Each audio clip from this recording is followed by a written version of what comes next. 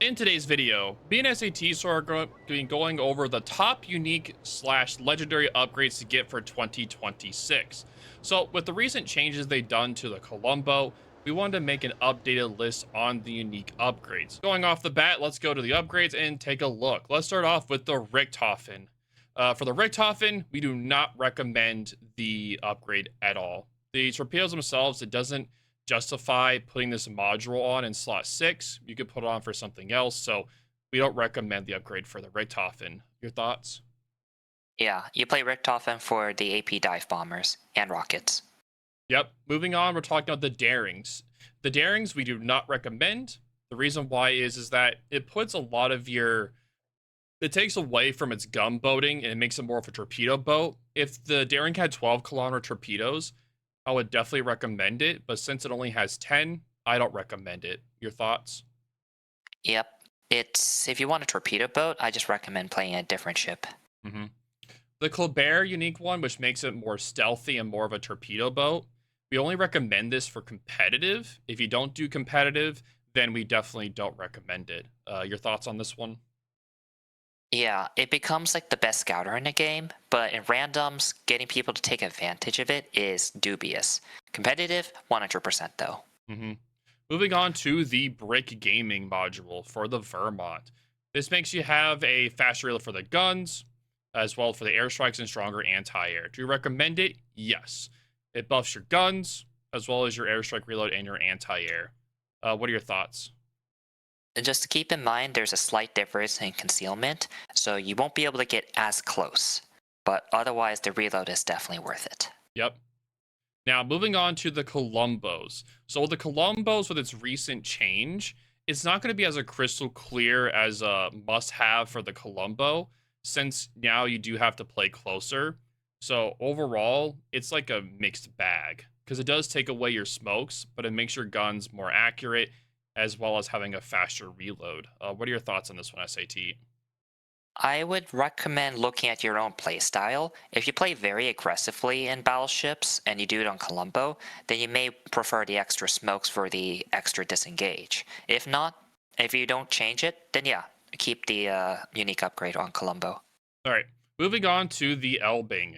Yes, the Elbing one essentially makes it way more versatile in its row. It makes it faster turret traverse, while as having a faster reloading guns. So in a longer lasting engine boost. So I highly recommend it. What are your thoughts on the Elbing? Same thing. Play open water Elbing, start dodging everything. Yep. Golden Lose airstrikes. Yes, I highly recommend this one. It increases your bomb range from 13 to 14 kilometers, harder hitting HE bombs, as well as having an extra airstrike. It's essentially a must have on the Golden Lue with how the meta is nowadays, so I highly recommend it. Your thoughts? hmm You can play from a slightly further range while being able to airstrike people, so definitely a good upgrade. Yep, moving on to the Petro's upgrade. This makes the AP shell stronger while having a shorter duration of the ship consumables and a 10% more accurate shells. Highly recommend it. Your thoughts, SAT? Still good even after the nerf. That accuracy and the AP damage increase is just too good to pass up. hmm Moving on to the Holland. The Holland one, it makes it more like a mini Smallland, which we don't recommend. The main reason why is it takes away from its main gimmick, which are its torpedoes. So we don't recommend you build into the Holland for the gunboating. We recommend you build more on the torpedoes, so we don't recommend the module. Your thoughts? Even with the upgrade, it's not really that great of a gunboat anyways, so just stick with it does best, torpedoes. Mm-hmm. All right, moving on to the Vens. Do you recommend this one? It makes sure you have extra smokes as well as a quicker cooldown, essentially making you more of a smoke farming cruiser. It's more of like a different playstyle taste, because you do take away from its concealment. With the concealment, it allows you to get closer to kind of do more like sneak attacks on destroyers, while this forces you to be more of a farmer. What are your thoughts, SAT?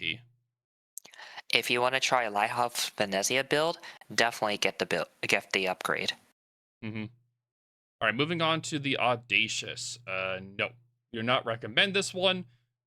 It's pretty obvious. Really bad. It makes the concealment better, but at the same time, it really doesn't do much else than that, so I really would recommend it. Your thoughts?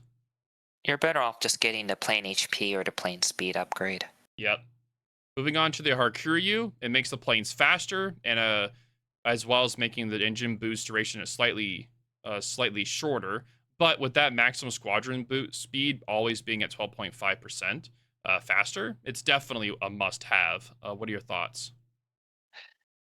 Pretty much. Like, there's no reason not to get it because you can use the speed boost at the correct times hmm when you're Moving on. dodging AA. Oh yeah, true. Moving on to the Harugumo. Harugumos did get buffed recently. It does have a 6% reload buff to the guns, as well as making it where it makes it more of a smoke bot for competitive. But overall, it's a really strong consumable. What are your thoughts, SAT? Yeah, you're not going to be face checking destroyers with this. You're just doing more gunboaty Harugumo stuff. So, pretty good upgrade.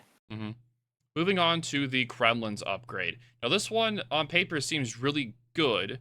It makes where you have an extra consumable, but it reduces your gun range while also making your reload faster. Now, on paper, this sounds really good, but what it does is it takes away from how accurate at distance. So, we'd recommend this more if you like playing ranked or more closer range, kind of like a side grade Sabir. If you already have a Sabir, you can play that more in ranked, or if you want to play more like a side grade Sabir, that I definitely recommend in that way. But if you like playing more longer distance with Kremlin, then I would not recommend the module. What are your thoughts, SAT? It does make you more tankier, but the range penalty and the dispersion pattern is definitely notable if you play at mid ranges. So, better just stay in ranked, honestly, for it. hmm All right, moving on to the Midway. It makes the bombs more into the bombs of the Midway. We would not recommend this. So, no, not no on the Midway. What are your thoughts? The other, like your plain HP and plain speed modules, are just more versatile overall. hmm All right, moving on to the Grozovoi. This makes it where you have a slightly bigger concealment, as well as having a faster reloading guns and a slower turret to verse. Essentially makes it more of a gunboat Grozovoi, which is really good since it does have a heal and a smoke. So I definitely recommend it for the Grozovoi. What are your thoughts? It's actually a pretty good upgrade since you don't have the torpedo reload nerf anymore. Just be hmm careful the slightly higher detection range. Yep. Moving on to the YY. This essentially is meant for radar main YYs. If you take a smoke YY, we wouldn't recommend this, but for our radar YY main, we definitely recommend it. It makes your ship more tanky, having fast reloading guns and a longer duration radar. So highly recommend it for the YY main enjoyers. Your thoughts? That HP buff is definitely a useful boon for radar YY. It does also benefit smoke as well, but the loss of concealment is just not worth it. hmm All right, moving on to the gearing. This buff is essentially meant for competitive gearing, for better concealment. It does make it really longer for your torpedoes and your guns, so that's why we recommend it more for competitive. If you're a non-competitive gearing player, then we don't recommend it. Your thoughts? So the loss of firepower is not great for randoms, but in competitive, where you're valued more for smoke and spotting, it's a must-have. hmm Moving on to the Shima. This makes your torpedoes faster reloading while making your torpedoes more likely to get broken, as well as having a slower turret to verse for them. Do we recommend it? Yes. The Shima's whole gimmick is torpedoes, so buffing that reload any way you can is a must have. What are your thoughts? It's essentially a straight upgrade if you have any sort of turret discipline. The only time I don't recommend it is if you love the 8 kilometer upgrades. That's Mhm. it. Yep. Moving on to the Z52. This makes it try to make it more of a torpedo build Z52, but the problem is that even though it does make it have a really fast reload, it kind of takes away from the concealment of the smoke hydra that it has, as well as the torpedoes are only 10.5 kilometers. If they were 12s, I would highly recommend this module, but since it's 10.5, that is so painful in this meta, so I do not recommend this on the ZVD2. What are your thoughts? Yeah, if the Z52 had more torpedo range, it'd be fine, but you lose out on what Z52 does best at. It don't really gain anything else good, so not recommended. Hmm. For the Kaba, this essentially is a must-have. If you don't run, you can't pick range module on the Kaba, so you have to build into it in the skills as well as with the legendary module. If you don't take the legendary module for the Kaba, then you're absolutely suffering. So we highly recommend this one. What are your thoughts, SAT? If you get the cop, you may as well get this. Yep. Moving on to the Moskva, it makes sure you have a longer range, slower turret diverse, but 7% better shell dispersion. Highly recommend it. Is due to how accurate the shells are, how fast they are. Essentially makes you a sniper Moskva, so highly recommend it for the Moskva. Your thoughts? Straight upgrade. Always get it if you can. Mm-hmm. Booster, it's trying to buff the consumables, faster reload with one extra. So no, we do not recommend it. What are your thoughts? It's a glorified superintendent. Just take the firepower upgrade instead. Yep, reload definitely worth it. For the Des Moines, it makes it where you're able to accelerate faster and have a better rudder shift. It makes you more maneuverable.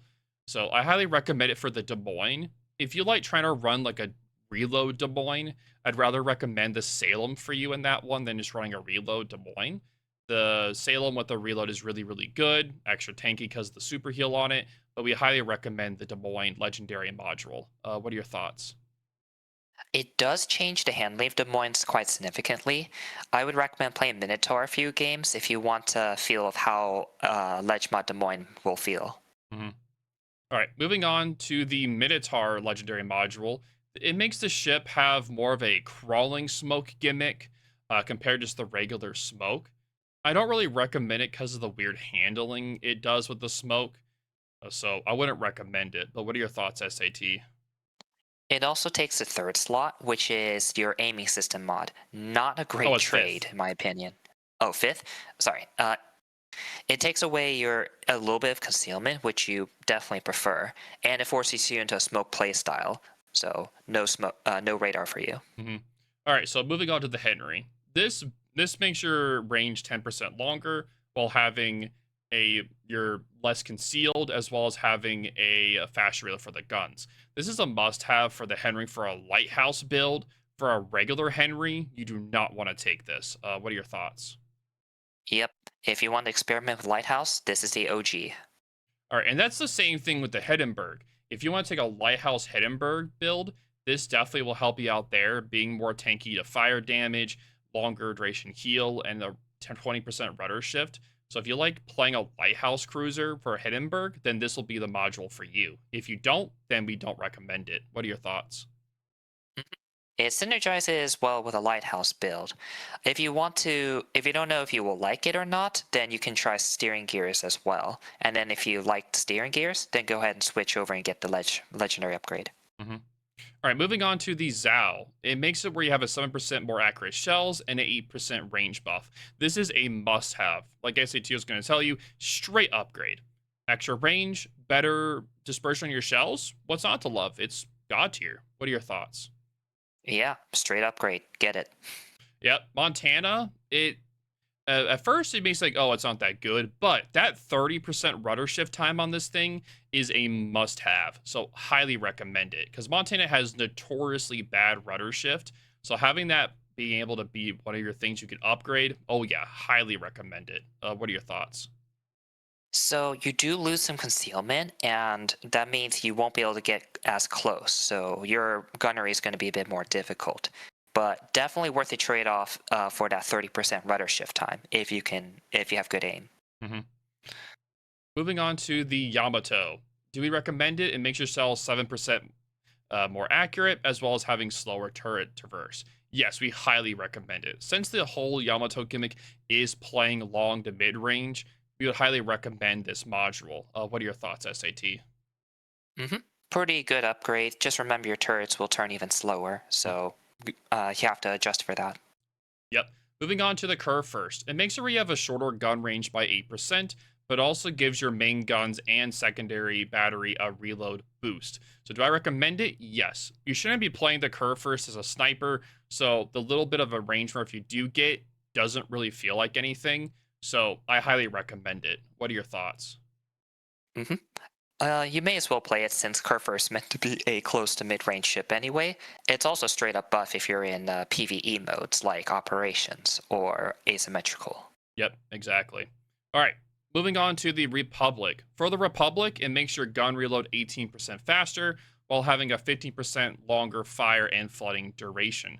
Do we recommend it? Yes. It's a straight up gun buff, and since this ship has already played long to mid range, just having a straight up gun buff is really good and it really throws off the enemy. So I would highly recommend it. What are your thoughts? It's definitely an upgrade over the old Repub mod. So, if you take this module, definitely get all of the fire reducing skills you can. Mhm. All right, moving on to the final one is the Conqueror upgrade. Do you recommend the Conqueror upgrade? Well, it makes you have a 40% faster rudder shift, as well as making your turrets a little bit faster. It's nice if you want to play a little bit further back in Conqueror, but if you want to play a little bit more concealed Conqueror using a concealment module instead, you can. It all depends upon your play style. If you're playing a little bit closer, then you take the concealment. If you're going to play super far away, then take the unique upgrade. Your final thoughts, SAT? Rudder definitely helps a lot against torpedo attacks, but otherwise you're essentially playing the same. It's more of a preference if you want to play closer or further away. All right, so that's going to be the unique modules, ones we're recommending. If you guys have any questions or concerns, leave in the comments down below. And I'll see you guys in the next video. Deuces!